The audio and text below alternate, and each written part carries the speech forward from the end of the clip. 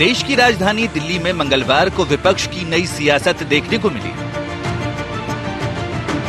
कांग्रेस सांसद राहुल गांधी ने सभी विपक्षी सांसदों को ब्रेकफास्ट पर बुलाया। रणनीति बनी केंद्र सरकार को घेरने की, बल्कि बैठक के बाद विपक्ष महंगाई जैसे मुद्दों को लेकर साइकिल पर दिखा।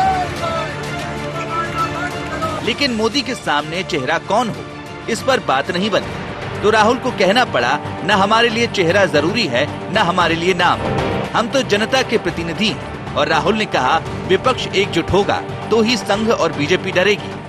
Foundation of unity, and then within that foundation of unity we can have a few discussions and few arguments where we disagree with each other, but I think it is important that now we start to come up with the principles of the foundation of this unity.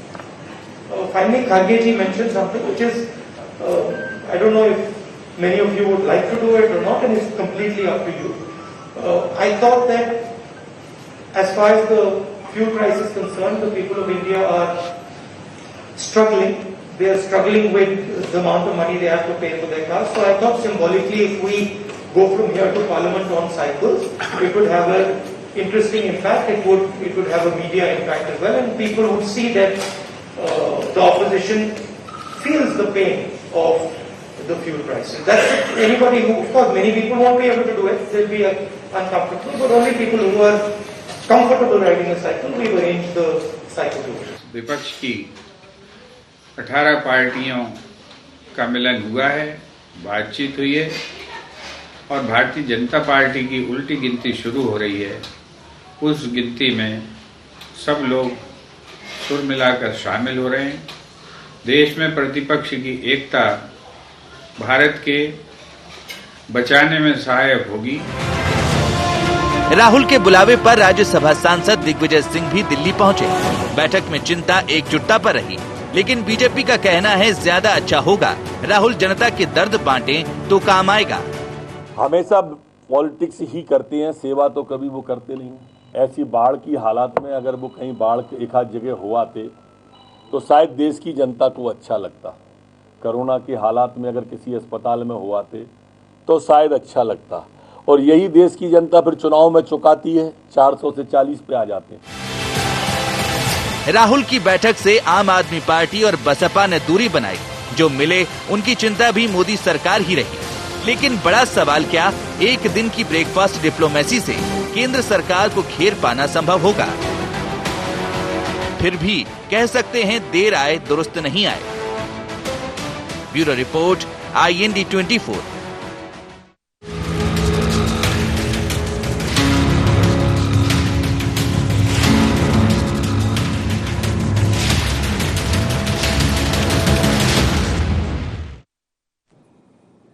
नमस्कार, India agenda में आपका स्वागत है। मैं हूं मनोज सैनी। आज का agenda है ब्रेकफास्ट डिप्लोमेसी। इस पर हम बात करेंगे, उससे पहले डाल लेते हैं कुछ खास बिंदुओं पर निगाह। क्या विपक्षी सांसदों की बैठक से राहुल गांधी को मिलेगा बल? क्या ब्रेकफास्ट डिप्लोमेसी के जरिए सरकार को संसद में घेरने की तैयारी? क्या देश में बढ़ती महंगाई का विरोध कर विपक्ष दे पाएगा अपनी सक्रियता का मैसेज? राहुल गांधी का यह कहना है कि हम चेहरे और नाम की राजनीति नहीं करते, इसके क्या मायने? इन्हीं खास बिंदुओं को लेकर आज आपसे बात करेंगे। लंबे अरसे के बाद एक बार फिर विपक्ष एकजुट हुआ, बल्कि विपक्षी सांसद राहुल गांधी के ब्रेकफास्ट पर पहुंचे और लंबी चर्चा चली राहुल गांधी की भी। उसके बाद साइकिल से महंगाई के विरोध में सड़क पर भी निकले और संसद तक साइकिल चलाई। लेकिन क्या इसकी मार्फत एक मैसेज देने की तैयारी है कि अब विपक्ष भी बदल रहा है, और क्या विपक्ष एक नई लाइन पर चलने की तैयारी कर रहा है? क्योंकि दाम तो बढ़े हैं, चाहे ताज़ा हम मामला देखें तो रसोई गैस के दामों में काफ़ी इजाफा हुआ है। महंगाई का एक बड़ा मुद्दा निश्चित रूप से विपक्ष के सामने है, लेकिन कुछ और मुद्दे हैं पैरागस जैसे। लेकिन क्या इन मुद्दों पर कांग्रेस या विपक्ष सरकार को घेर पाएगा? यही हमारा आज का मुद्दा है। मेरे साथ 3 मेहमान जुड़ रहे हैं।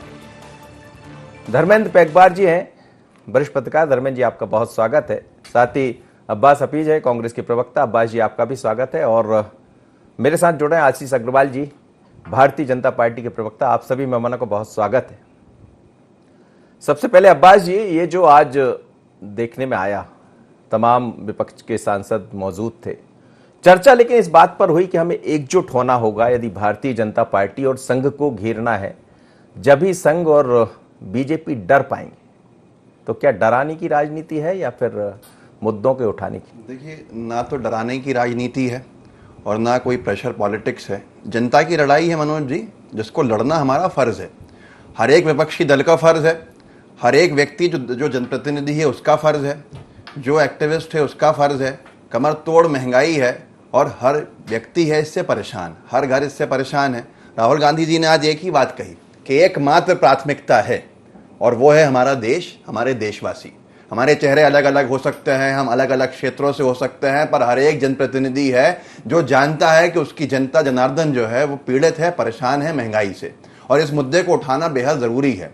और आज भारतीय जनता पार्टी को समझ में आ चुका है कि पूरे देश का सर्वाधिक जो वोटर हो, सर्वाधिक मतदाता कह लीजिए, जनता कह लीजिए, जनप्रतिनिधि कह लीजिए, वो आज इस महंगाई के खिलाफ सड़कों के ऊपर खड़ा है। और एक साफ क्लियर मैसेज है कि आपको रोल बैक भी करने पड़ेंगे रेट्स, आपको कीमतें फिर से निर्धारित करनी होंगी, और इस तरह से अपनी नाकामी को छिपाने के लिए जनता की जेब पर डाका नहीं डाला जा सकता। ये सही नहीं है, ये अन्याय है। अन्याय के खिलाफ लड़ना कांग्रेस पार्टी हो, विपक्षी दल हो, हर एक की जिम्मेदारी भी है, उसका फर्ज भी है। जी आशीष जी। देखिए, कांग्रेस और जब विपक्षी दल एक साथ दिखते हैं तो मुझे इतिहास याद आता है। मनोज जी मेरी बात सुन पा रहे हैं? जी हाँ बोलिएगा। जी, तो इस देश में कांग्रेस के विरुद्ध ही बहुजनवाद बना, समाजवाद बना, वामपंथी भी कांग्रेस के विरुद्ध ही लड़ते रहे। इनफैक्ट जितनी भी आपको विपक्षी दल मिलेंगे वो कांग्रेस के विरुद्ध ही लड़ाई लड़ते लड़ते अपने अस्तित्व को पा पाए। और आज अपने अस्तित्व को बचाने के लिए अगर वो उसी कांग्रेस के साथ दिखेंगे तो ये पब्लिक है, सब जानती है। इस तरह से मूर्ख बनाने का जो सिलसिला पिछली बार 2 लड़कों ने जो साइकिल पे बैठ के यूपी में चला था, उसको जनता ने नकार दिया था, एक बार फिर नकार दिया। बात यह है कि विपक्ष अगर एक होना चाहता है तो मुद्दा क्या है? विपक्ष के पास मुद्दों का अभाव है। जैसे आपको याद हो कि पिछले लोकसभा चुनाव में ये राफेल का विमान उड़ाते रहे, परंतु वो राफेल का विमान क्या हुआ? वो लैंड ही नहीं कर पाया, वो हवा जी। पर अगर ये देखें और यूपीए सरकार के 10 साल के महंगाई के आंकड़ों को एनडीए सरकार की जो अभी तक की आंकड़े हैं महंगाई से मिलाएं तो आसपास कहीं नजर नहीं आते। यूपीए के सरकार के समय में डबल डिजिट इन्फ्लेशन होती थी और मोदी जी जब से आए it is always single digit inflation. तो आप कैसे कह सकते हैं कि इस समय महंगाई बढ़ी है? आप तात्कालिक जो कोरोना के लॉकडाउन के इम्पैक्ट से जो कुछ छोटी मोटी महंगाई बढ़ी है, अगर आप उसको लेके जनता के बीच जाना चाहते हैं तो जनता उसको एक्सेप्ट नहीं करेगी। अगर आप पेट्रोल डीजल की बात करते हैं तो पेट्रोल डीजल में जो एक बड़ा हिस्सा है वो राज्यों के पास जाता है। और मध्य प्रदेश में 15 माह की जब आपकी सरकार थी तो आपने 5 रुपए पेट्रोल डीजल पर वैट लेकिन अभी तो आपकी सरकार है। आप जनता को मूर्ख बनाने का जो ये सिस्टम है वो जनता ने पहले भी अस्वीकार किया, इस बार दोबारा अस्वीकार। देखिए आशीष जी, राफेल की जो आप बात कर रहे हैं वो ठीक है, वो हर किसी के गले नहीं उतर पा रहा था और ये बात सच है कि वो जमीन पर नहीं आ पाया, पर महंगाई का मुद्दा तो जमीन पर है, आम जन उससे जुड़ा हुआ है। और यदि उसको विपक्ष एकजुट होकर सरकार को घेरने का प्रयास करेगा तो ये मुश्किल बढ़ाएगा आपकी। मनोज जी देखिए, कहने से काम नहीं चलता, करने से काम होता है। कथनी से नहीं, करनी से होता है। तो कांग्रेसियों की जहां जहां सरकार है, जैसे महाराष्ट्र है, पंजाब है, राजस्थान जी, मूलचूल परिवर्तन वैट में जब तक नहीं करेंगे, कुछ कम नहीं करके दिखाएंगे तो जनता को कैसे समझ में आएगा कि ये जब सरकार में आ जाते हैं कुछ और करते हैं। मैंने उदाहरण दिया 15 माह जब कमलनाथ की सरकार थी, इन्होंने तो लिख के वादा किया था कि ये पेट्रोल डीजल पर वैट कम करेंगे। 15 माह में मनोज जी आप बड़े ही मूर्धन्य पत्रकार हैं। जी। कमलनाथ ने 5 रुपए वैट बढ़ाया था पेट्रोल डीजल पर। तो इनकी कथनी और करनी में बहुत अंतर है और जनता उसको जान चुकी है। मैं दोबारा कहता हूं, यूपीए के समय में जो कमर तोड़ महंगाई थी, जिस कारण इनकी सरकार गई थी, वो भी जनता को याद है जब डबल डिजिट इन्फ्लेशन थी और मोदी जी की सरकार भी याद है। ठीक है, मैं लौटता पेट्रोल डीजल पे जोड़ दूं बस थोड़ा सा फिर चलिए बोलिए। देखिए, पेट्रोल डीजल को लेकर जो ये भ्रम फैलाया जाता है उसमें इन्होंने राज्यों की बात करी, क्योंकि तार्किक बात करते हैं, जवाब देना जरूरी है तर्कों के साथ। जो पहले टैक्सेशन जो था स्टेट्स का यूपीए कांग्रेस की सरकार में वो 18% था, ठीक है। आज स्टेट्स का जो टैक्सेशन है वो 23% है, मतलब एक 5% की बढ़ोतरी हम मानते हैं। लेकिन जो मनमोहन सिंह की सरकार थी, मनमोहन सरकार, यूपीए कांग्रेस सरकार, उसमें जो केंद्रीय सरकार कर लेती थी वो 16%, मतलब जो आपको पूरा पेट्रोल मिल रहा है उसमें से जो कीमत आप दे रहे हैं उसका 16% यूपीए सरकार लेती थी। ये क्या कर रहे हैं, मोदी सरकार इस पे 37% ले रहे हैं। साहब, दुगने से भी ज्यादा कर दिया। क्यों राज्यों को कोसते हैं आप? पहले अपने आप को कम कीजिए। उनका 5% बढ़ाना आप कहते हैं रोल बैक कर दें वो, और राज्य के अंदर डबल इंजन की सरकारों के अंदर भी करवा दीजिए इसको। केंद्र सरकार गुनाहगार है, बस इतना। चलिए एक जल्दी से बोल दीजिए आशीष जी, मैं फिर धर्मेंद्र जी सवाल की प्रतिक्रिया लूंगा।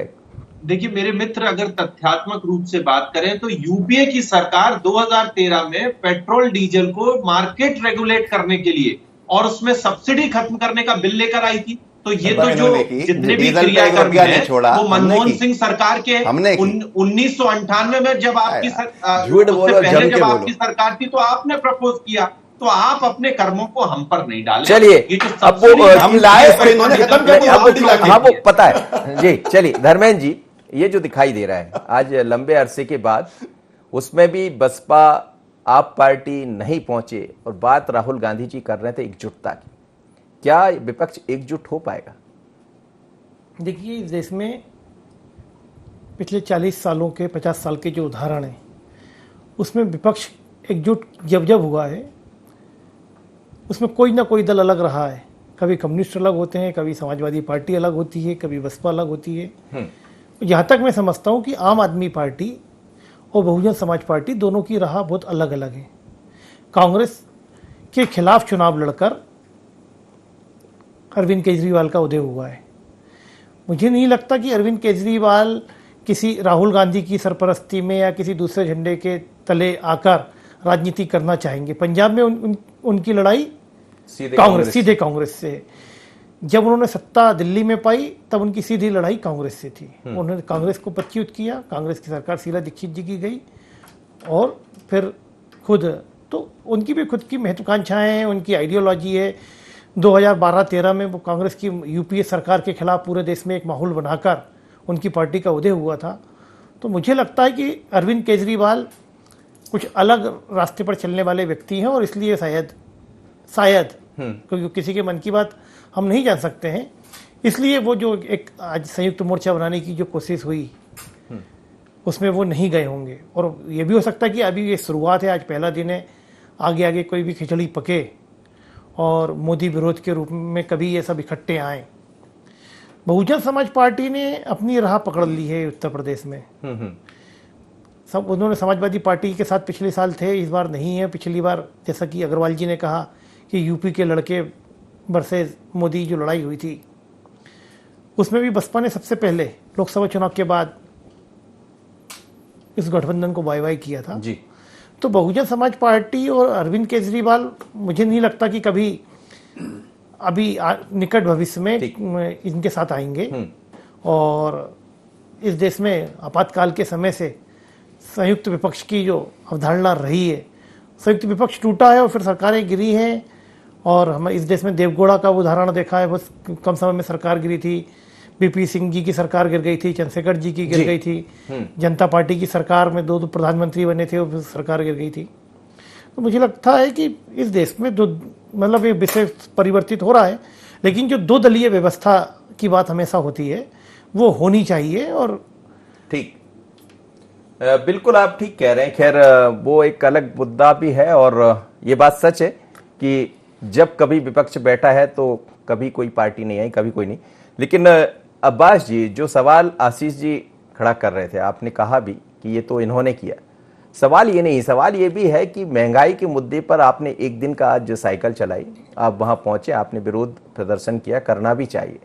लेकिन इसको लॉन्ग टाइम कैसे लेकर जाएंगे? क्योंकि जब तक आप सड़क पर नहीं दिखाई देंगे तब तक जनता को आपके साथ जोड़ पाना बड़ा मुश्किल हो जाएगा। आपका बड़ा वाजिब सवाल है मनोज जी, और यह पहली बार तो नहीं हुआ है कि साइकिल चलाई, ये पहली बार तो नहीं है कोई विरोध प्रदर्शन किया। कांग्रेस पार्टी हो, दूसरे दल अपने क्षेत्रों में हों जहां पर उनकी सरकार रही हो या पहले रही हो या अभी हो, हर एक राजनीतिक दल इसके खिलाफ प्रदर्शन में आंदोलित है, प्रदर्शन कर रहा है। कांग्रेस पार्टी के अंदर महिला कांग्रेस कहां कहां आपने देखा कर रहे, युवा कांग्रेस ने पेट्रोलियम मंत्री धर्मेंद्र प्रधान जी का घर को घेरा, उनके कार्यालय को घेरा इससे पहले जब, और उसके बाद अगर देखें तो अभी फिर से हमारा संसद घेराव है 11 तारीख को, जो युवा कांग्रेस का कार्यक्रम है, NSUI का अलग कार्यक्रम चले अपने, ये एक संयुक्त तौर के ऊपर निरंतर चलने वाला प्रदर्शन चल रहा है हमारा। लेकिन आज अगर एक साइकिल का है तो आज उसको ताजा ताजा बात है, तो ये अभी भी चल रहा है और हम जब तक संघर्ष करेंगे, जब तक ये पेट्रोल डीजल की कीमतें, महंगाई कम नहीं कर देंगे, सरकार अपनी तरफ से कमाने के अंदर असफल हो जाए तो सरकार जनता की जेब पर डाका डाले, ये हमें नहीं मंजूर है और जनता को ये मंजूर नहीं है।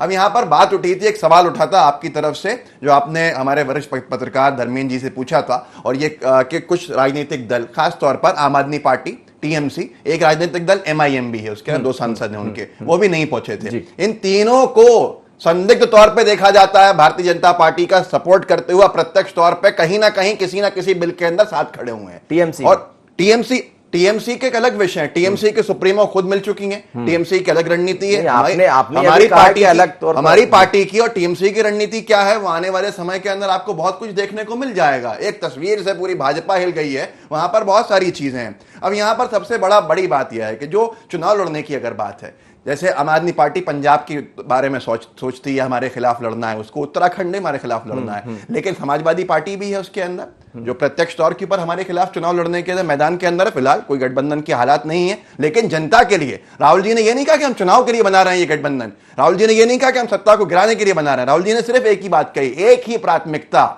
हमारा देश, हमारे देशवासी, अलग अलग चेहरे हमारे जरूर हैं लेकिन जनता हमारी एक है, उसके फायदे के लिए। अब यहां पर एक आखिरी बात, अपनी बात खत्म करूंगा मैं। हमारे मित्र जो हैं आशीष अग्रवाल साहब, काबिल व्यक्ति हैं, बहुत विद्वान व्यक्ति हैं, उन्होंने बड़े अच्छे से घेरने की कोशिश की और ये कहा कि विपक्षी दल जो हैं ये सारे के सारे वो दल हैं जो कभी ना कभी कांग्रेस के खिलाफ प्रदर्शन करके पार्टी बनके सरकारों में आए, ये कैसे एक हो सकते हैं, दिखावा है। अरे साहब, दुष्यंत चौटाला हरियाणा के अंदर आपको कोस पीट कर 10 विधायक लेकर आया और आपके साथ सरकार के अंदर डिप्यूटी CM बनाया गया क्योंकि आपको सरकार चाहिए थी। महबूबा मुफ्ती का पूरा चुनाव आपके खिलाफ गया, आपको उसने बुरा भला कहा, उन्होंने, उनके सारे लोगों ने, और उसके बाद आपने उनको मुख्यमंत्री बना के खुद डिप्यूटी CM की पोस्ट। ये सारी बातें राजनीतिक परिस्थितियों के अंदर नहीं होती हैं, तो ये बहाना नहीं होता। एक बात आप भी कह रहे थे और राहुल गांधी ने अपने ट्वीट के जरिए भी कहा कि यहां कोई चेहरा और नाम की सियासत नहीं है, लेकिन आपके सामने तो एक चेहरा है, मोदी का चेहरा है, और बार बार ये कहा जाता रहा है कि मोदी के चेहरे के लिए एक चेहरे की जरूरत होगी, और अभी से आप चेहरे से डर रहे हैं क्या? आपको मालूम है चेहरा क्या है मोदी जी के खिलाफ?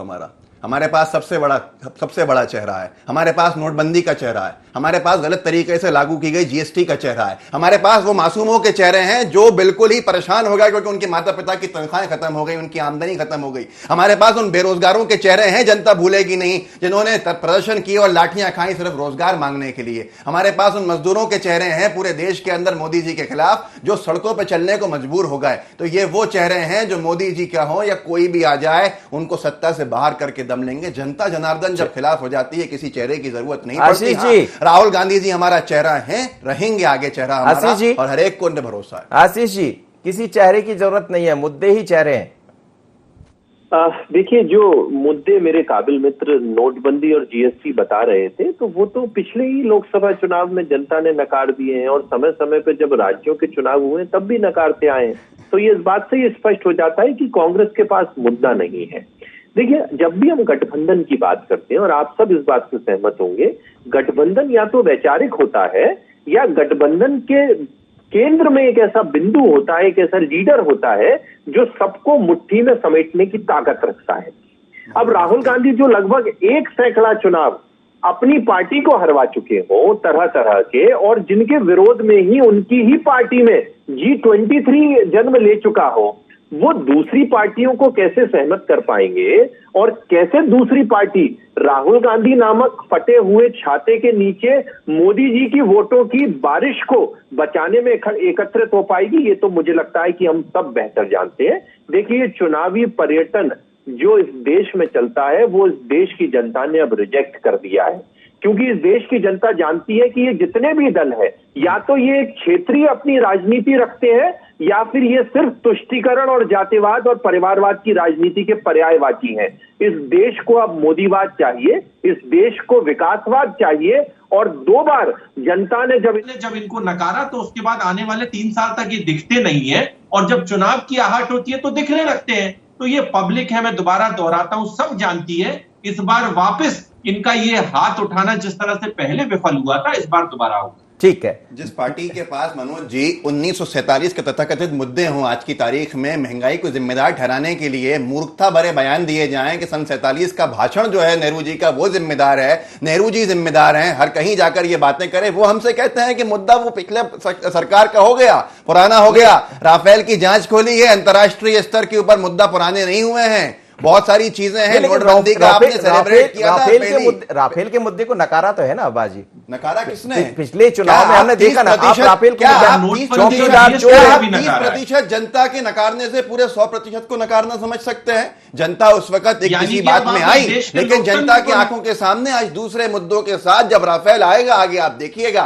पेगासस को आज समझ नहीं रहे लोग। अपने मंत्रियों की जासूसी कराने वाले 40 सरकार कॉन्ट्रैक्ट में थी, 40 सरकारें, बस अपनी बात खत्म करूंगा, 40 सरकारें, एनएसओ जिसने पेगासस का जो मालिक है उसके कॉन्ट्रैक्ट में 40 दुनिया की सरकारें थी, देशों की, दुनिया के, और उनमें से ये बताने को तैयार नहीं है कि हम थे या नहीं थे। आगे जाके तो वो भी जारी हो जाएगी सारी चीजें। जनता की जासूसी कराई जाती है, पत्रकारों की जासूसी कराई जा रही। धर्मेंद्र पेगवार साहब जैसे पत्रकार वरिष्ठ जो यहां का है, क्या पता इनकी जासूसी करा लें ये लोग। तो इस तरह के लोग हैं, जुडिशरी कॉम्प्रोमाइज की जा रही है, और अपने खुद के मंत्रियों की जासूसी। आधी रात को इस्तीफा मांगते हैं, मंत्री महोदय कहते हैं लीजिए साहब, लीजिए हुजूर, हमें कुछ नहीं करना है इस वक्त। तो ये मैं लौट रहा हूं, आशीष जी जवाब लूंगा। धर्मेंद्र जी, ये जो दिखाई दे रहा है, लेकिन मेरा सवाल आपसे पहले भी यही था कि विपक्ष ने एकजुटता दिखाने का प्रयास किया, एकजुट हुआ भी, कुछ दल नहीं पहुंचे, जैसे टीएमसी का जिक्र भी आ गया, और टीएमसी तो इस समय दिखाई भी दे रही थी कि कांग्रेस के साथ कुछ दिन पहले सोनिया गांधी जी से मुलाकात भी हुई थी, उस बीच में मोदी जी से मिली थी वो। पर सवाल यह है कि जो ये एकजुटता दिखाई दे रही है, ये मोदी को घेर पाने में सफल होंगे? क्योंकि खुद कह रहे हैं राहुल गांधी की चेहरा नहीं चाहिए हमें, ना चेहरा चाहिए ना नाम चाहिए, हम जनप्रतिनिधि है। तो वो तो सबको पता है कि जो जनता चुनता है वो जनप्रतिनिधि होता है। देखिए, ये लोग मोदी जी को घेरने में कितने सफल होंगे ये तो 2024 में पता चलेगा, लेकिन पिछले कुछ सालों में जनता ये चाहती है कि उसको ये मालूम हो कि प्रधानमंत्री, वो यदि वोट देगा तो प्रधानमंत्री कौन बनेगा। जैसे कि भारतीय जनता पार्टी लगातार कई सालों से, अटल जी के समय से, अपना प्रधानमंत्री का उम्मीदवार घोषित करती है और उसके नाम पर चुनाव लड़ती है। ऐसी ही उम्मीद इस देश की जनता करती है कि सामने से कौन आएगा। ऐसा नहीं हो कि कोई वोट राहुल गांधी के नाम पर दे और अखिलेश यादव प्रधानमंत्री बन जाए, अखिलेश यादव के नाम पर वोट दे और ममता बनर्जी मुख्यमंत्री बन जाए, नवीन पटनायक के नाम पर वोट दे और ओवैसी प्रधानमंत्री बन जाए। तो इस देश की जनता को, देखिए, विपक्ष को एकजुट होना चाहिए, लोकतंत्र के लिए अच्छी बात है। नेता जनता से जुड़े मुद्दों पर बात करें, महंगाई पर आंदोलन करें, ये तो जनता की बेहतरी की बात है, लोकतंत्र के लिए बहुत जरूरी है जन आंदोलन। लेकिन जैसा कि आपका प्रश्न है कि एकजुटता इनकी कितने दिन रह पाएगी, आप देखिए कि जब एकजुटता बेमेल विभाग की तरह होती है, जैसा कि हम महाराष्ट्र में देख रहे हैं। बिल्कुल आप ठीक कह रहे हैं। टीएमसी का आपने जिक्र किया था, टीएमसी ने अटेंड किया है, महुआ मोइत्रा की तस्वीरें हैं वहां पर उनकी सांसद की, उन्होंने पहले ही कह दिया था हम अटेंड करेंगे। टीएमसी उसका हिस्सा थी, हिस्सा बने रहेगी। तो ये विपक्षी जो एकता है और ये सरकार बनाने के लिए जानकारी दी थी वो बसपा और आप पार्टी की थी, ये तो आपने खुद मुझे टीएमसी सुनाई दिया तो मैं कंफ्यूजन दूर कर दूं, मुझे भी आश्चर्य हुआ, कंफ्यूजन ना रहे कि मेरी तरफ से कोई गलत बयानी हुई हो तो वो गलत जनता में ना जाए। और एक आखिरी बात यह है कि विपक्ष का जो आपने बार बार कहा, यहां पर धर्मेंद्र जी ने भी कहा कि साहब ये एकता कैसे रहेगी, ये जनता के हित के लिए चुनाव से पहले की बात है। आशीष जी जवाब दीजिएगा।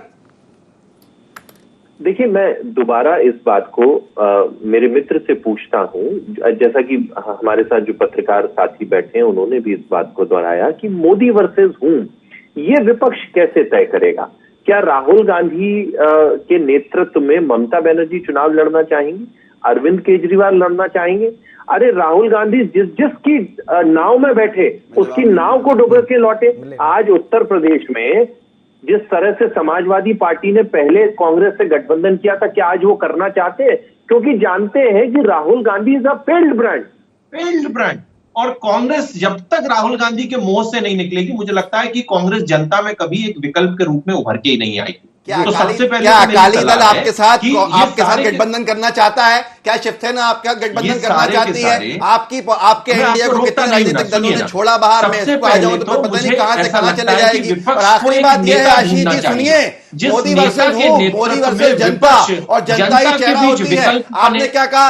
हालिया चुनाव हुए आसाम के अंदर, मनोज जी ये कहते हैं कि हमारा मुख्यमंत्री का चेहरा कोई नहीं है, सुरेंद्र सोनवाल हमारे चेहरे नहीं है, तो सिटिंग सीएम थे, कौन होगा चेहरा ये भी नहीं बताया। जब चुनाव जीत गए तो वहां पर हिम्मत शर्मा जी को मुख्यमंत्री, ये बातें मुझे लगता है लॉजिकल है, और इसके ऊपर आशीष जी नहीं देखते, जनता आशीष जी जवाब दे दीजिएगा, कुछ बोल रहे थे आशीष जी। अब्बास जी, सबसे पहले तो विपक्ष को अपना नेता चुनना चाहिए और उसके बाद एक निरंतरता से जनता से जुड़े हुए विषयों को उठाना चाहिए। अब आप चलिए, राहुल गांधी आपको चैलेंज वाले नेता है हमारे पास, राहुल गांधी, जिनके ऊपर आप जासूसी कराने को मजबूर हो जाते हैं। बहुत बहुत धन्यवाद आप सभी मेहमानों को मेरे साथ जुड़े। लेकिन राहुल गांधी चेहरा होंगे ऐसे अब्बास कह रहे हैं, लेकिन सवाल यही है कि ये सवाल तो खुद राहुल गांधी ने खड़ा कर दिया कि चेहरा ना हमें जरूरत है नाम की ना चेहरे की, पर बड़ी बात यही होगी कि मोदी के सामने चेहरा कौन सा होगा, क्योंकि चुनाव तो चेहरे पर लड़े जाते हैं और भारतीय जनता पार्टी चाहेगी कि चेहरा वही दिखाई दे जो 2 बार से दिखाई दे रहा। तो क्या तीसरी बार भी चेहरा मोदी का होगा? और फिर मोदी के सामने कौन? मुद्दे बहुत है, लेकिन एकजुटता के साथ घेरने की जरूरत है सरकार को। ऐसा हो पाएगा? मुझे दीजिए इजाजत, बने रहिए IND 24 पर। नमस्कार।